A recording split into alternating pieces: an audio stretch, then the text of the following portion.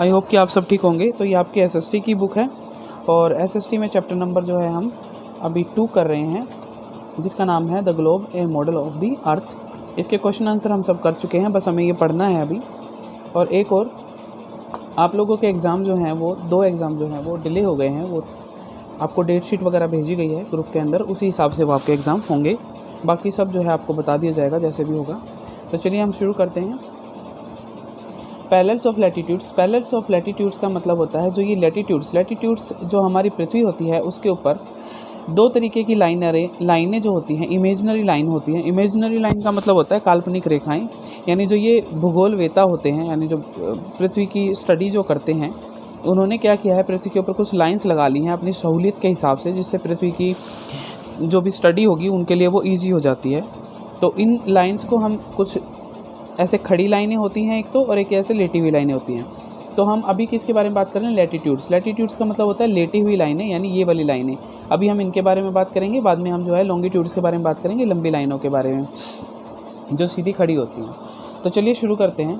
Parallels of latitudes. Parallels का मतलब होता है जो समानांतर, तिरछी समानांतर रेखाएं होती हैं लेटी हुई, इनके बारे में। The lines of latitudes are parallel to each other, यानी पृथ्वी के ऊपर जितनी भी ये लैटिट्यूड्स होती हैं ये सब एक दूसरे के पैरेलल होती हैं। पैरेलल मतलब समानांतर।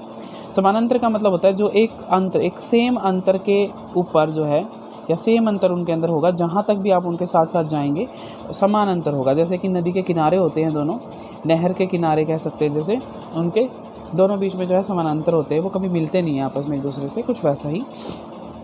दे are also called the parallels, इनको हम पैरेलल भी बोलते हैं। The equator represent the 0 degree, latitudes is measured in degree, each hemisphere has 90 degree of latitudes. मतलब the equator represent the 0 degree, यानी पृथ्वी के ऊपर जो बीचों बीच एक रेखा होती है जिसको हम इक्वेटर कहते हैं, और इक्वेटर जो है वो आपकी 0 डिग्री को डिनोट करती है। ये देखो, ये लिखा है इक्वेटर एंड 0 डिग्री को डिनोट कर रही है ये यहाँ पे। तो ये क्या करती है, पृथ्वी को बराबर 2 हिस्सों में बांटती है, जिससे जो है उसके दोनों तरफ जो है, दोनों गोलार्धों के अंदर 90 डिग्री लैटिट्यूड्स तक जो है लाइनें जाती हैं। अगर हम यहाँ से 0 डिग्री से ऊपर की तरफ जाएंगे तो 90 डिग्री यहाँ पे आएगा, नीचे की तरफ जाएंगे तो 90 डिग्री यहाँ पे आएगा। मतलब टोटल कितनी होती है? 180 होती हैं ये। The whole earth consist of 180 degree of latitudes, पूरी पृथ्वी के ऊपर 180 डिग्री तक की लैटिट्यूड्स होती हैं। 90 degree latitudes in the northern hemisphere is called the north पोल।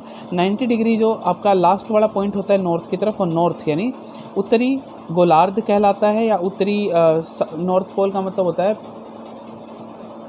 उत्तरी ध्रुव। ठीक है, ये उत्तरी ध्रुव कहलाएगा, बिल्कुल ऊपर की तरफ 90 डिग्री जो होगा। पिछली वीडियो में मैंने ये जो है आपको सही से नहीं बताया था, ये जो उत्तरी गोलार्ध ही बोला था इसको पूरा, ये उत्तरी ध्रुव कहलाएगा।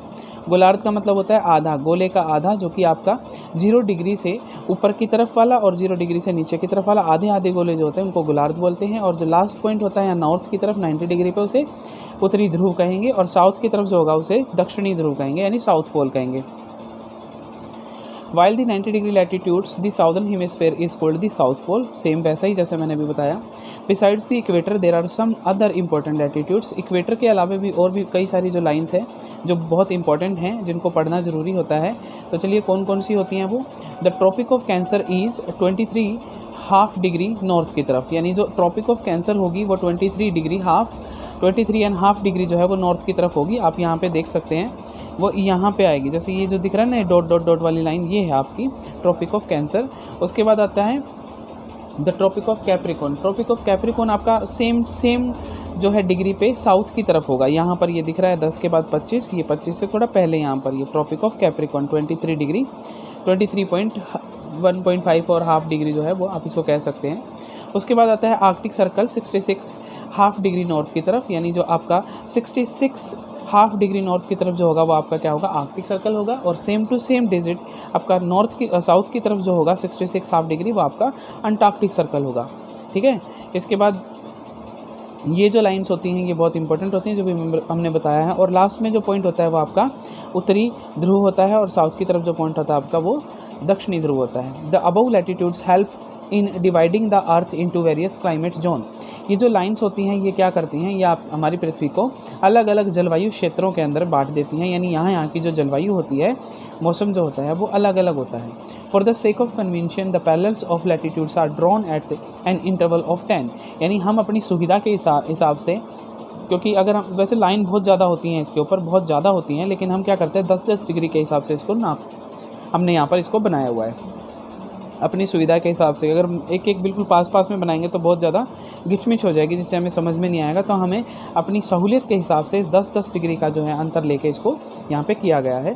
The equator is the biggest of all latitudes, यानी जो आपकी इक्वेटर होती है वो सबसे बड़ी होती है, क्योंकि पृथ्वी जो है वो बीच में से बुल्स होती है। बुल्स मतलब उभरी हुई सी होती है, बीच में से बहुत ज़्यादा चौड़ी होती है ये। तो इस हिसाब से क्या है, ये सबसे बड़ी क्या होगी आपकी लैटिट्यूड्स होगी। The length of latitudes decreases as we move away from the equator, और जैसे जैसे हम इक्वेटर से ऊपर की तरफ जाते जाएंगे या नीचे की तरफ जो है पोल्स की तरफ जाते जाएंगे, हमारी जो ये लैटिट्यूड्स होती हैं इनकी जो लंबाई होती है वो कम होती जाती है। आई होप आपको ये आज समझ में आया होगा। आगे जो है हम अगली वीडियो में पढ़ेंगे, तब तक के लिए धन्यवाद।